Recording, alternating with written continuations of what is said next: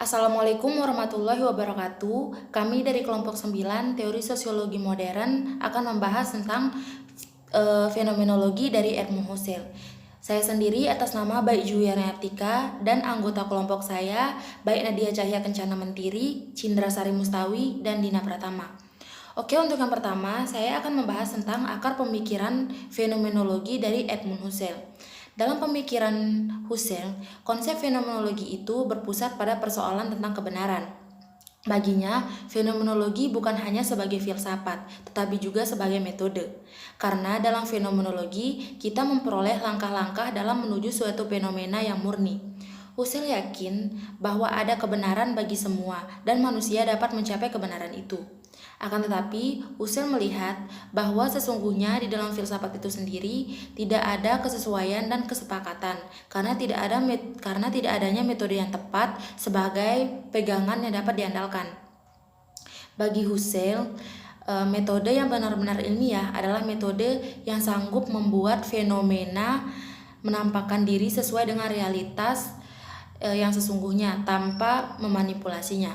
Dan yang paling menarik dari metode fenomenologi menurut Edmund Husserl ini adalah bahwa setiap orang jangan cepat-cepat mengambil keputusan atau kesimpulan sebelum mendialogkan masalah yang dihadapi dengan secermat-cermatnya. Di sini saya akan menjelaskan istilah fenomenologi. Istilah fenomenologi dalam bahasa Yunani disebut dengan phenomenon yang berarti apa yang tampak dan logos yang berarti studi. Sedangkan istilah fenomenologi dalam bahasa Latin disebut dengan fenomenologi. Pada abad ke-18, fenomenologi dimaksudkan sebagai teori dasar penampakan untuk mengkaji secara empiris mengenai pengetahuan penampakan sensor. Fenomenologi secara umum dipahami sebagai bidang disiplin filsafat atau sebagai sebuah pergerakan dalam sejarah filsafat. Tujuan dari fenomenologi seperti yang dikemukakan oleh Husserl adalah untuk mempelajari fenomena manusia tanpa mempertanyakan penyebabnya, realitas yang sebenarnya dan penampilannya. Husserl mengatakan dunia kehidupan adalah dasar makna yang dilupakan oleh ilmu pengetahuan. Saya akan menjelaskan tahap-tahap mencapai pengetahuan murni. Yang pertama yaitu reduksi fenomenologi, yakni berfokus pada objek pengetahuan atas dunia, agar kita fokus terhadap sesuatu. Dan ada juga istilah intensionalitas yang dilahirkan oleh fenomena Husserl. Intensionalitas itu artinya kesadaran adalah selalu kesadaran akan sesuatu objek baru ketika kita menaruh perhatian. Kemudian yang kedua, reduksi eidetis, yaitu memisahkan objek dari diri sendiri, seolah tidak pernah melihat atau mengenal objek tersebut. Jadi kita harus menghilangkan asumsi-asumsi kita sebelumnya. Kita harus menghilangkan pengalaman-pengalaman kita sebelumnya bahwa objek ini adalah sesuatu yang baru. Kemudian yang ketiga, reduksi transdental, yaitu ditemukannya pengetahuan murni. Apa yang pertama kali di benak kita itu adalah pengetahuan. Contoh, kita melihat suatu objek. Dalam sebuah kendaraan, kalian dapat melihat objek di luar kendaraan. Apakah kendaraan Anda yang bergerak ataukah objek di luar seperti pepohonan yang bergerak? Itu tergantung dari cara kita melihatnya. Jika ada anak kecil, kalian tanya, apakah yang bergerak? Maka jika ia menjawab bahwa pohon-pohonlah yang bergerak, maka jawabannya tidak salah. Jadi, pengetahuan murni adalah sesuatu paling masuk akal dan paling bisa diterima oleh alam pikiran kita. Kebenaran itu, menurut fenomenologi, tidak lagi berpegang pada suara terbanyak. Kebenaran itu muncul di setiap orang. Dan yang ini menyebabkan fenomenologi menjadi sangat radikal dalam ilmu sosial humaniora, karena dia membalikan teori objektivitas. Tokoh-tokoh fenomenologi. Yang pertama, Max Weber. Max Weber merupakan tokoh sosiologi yang paling berpengaruh dalam pemahaman nominalisme sosiologis.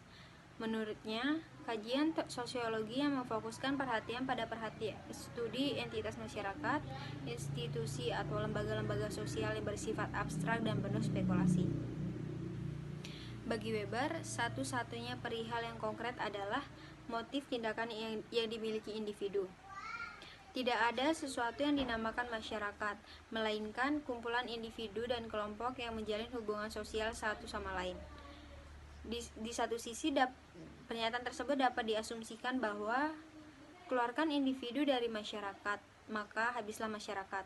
Tetapi bubarkanlah masyarakat beserta lembaga-lembaganya, maka individu akan tetap ada. Oleh karenanya, objek sosiologi Weber berfokus pada motif tindakan sosial aktor. Yang kedua, fenomenologi Max Scheler. Fenomenologi Max Scheler lebih sering disebut dengan gerakan fenomenologi. Istilah tersebut digunakan untuk membedakan corak fenomenologi Scheler dan Husserl.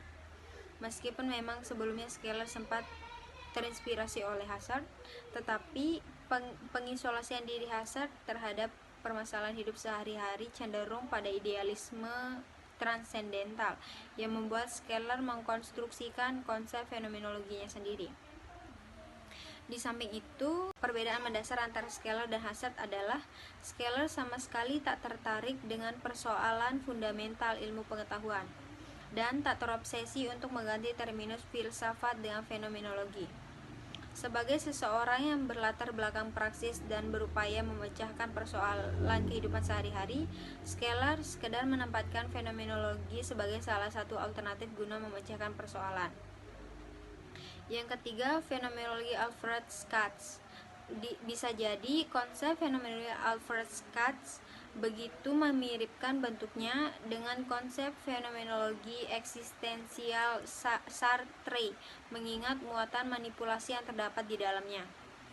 Terkait hal tersebut, Katz mengemukakan keberadaan dunia mikroindividu, yakni suatu area yang berada dalam jangkauan individu itu sendiri. Yang keempat, Peter L. Berger.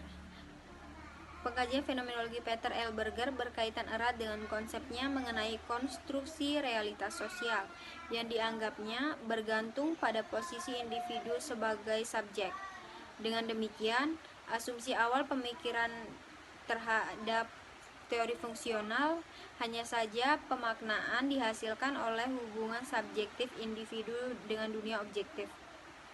Dalam proses tersebut, Berger meyakini eksisnya dialektika tiga momentum yang dialami individu dalam masyarakat, yakni eksternalisasi, internalisasi, dan objektivasi, yang mana ketiganya menunjukkan eksistensi individu sebagai produk masyarakat dan begitu pula sebaliknya, masyarakat sebagai produk individu. Eksternalisasi adalah kondisi di mana individu lebih dominan ketimbang masyarakat. Dalam kondisi yang demikian, individu aktif mendominasi nilai, norma, dan budaya dalam masyarakatnya. Sebaliknya, internalisasi adalah kondisi tatkala individu lebih dominan ketimbang masyarakatnya. Dalam kondisi tersebut, individu aktif mengadopsi nilai, norma, dan budaya yang terdapat dalam masyarakat.